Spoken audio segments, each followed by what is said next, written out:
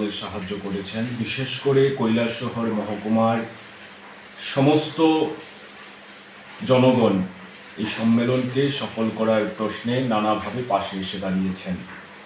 সেই সঙ্গে ভারতের ছাত্র ফেডারেশন তার 21তম রাজ্য সম্মেলনে আমাদের দেশ এবং রাজ্যের মধ্যে শিক্ষা ব্যবস্থার উপর যে আক্রমণ চলছে তার বিরুদ্ধে আরও সুসংগঠিত লড়াই তৈরি করার জন্য দেশের পরিস্থিতি, রাজ্যের পরিস্থিতির নিরিখে আরও দুর্বার আন্দোলন সংগ্রাম গড়ে তোলার জন্য পরিকল্পনা গ্রহণ করবে।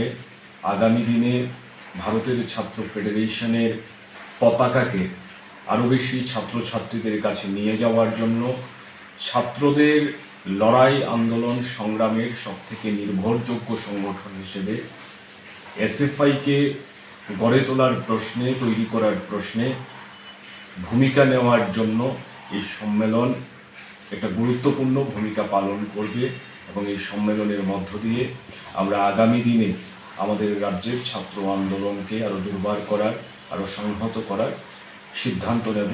আমরা রাজ্যবাসীর কাছে কৃতজ্ঞতা জানাই যারা এই সম্মেলনকে সফল করার প্রশ্নে নানাভাবে আমাদের শুভেচ্ছা অভিনন্দন জানিয়েছেন, তার সঙ্গে সঙ্গে নানাভাবে আমাদের সাহায্য সহযোগিতা করে সম্মেলন সফল করে তুলতে ভূমিকা রেখেছেন।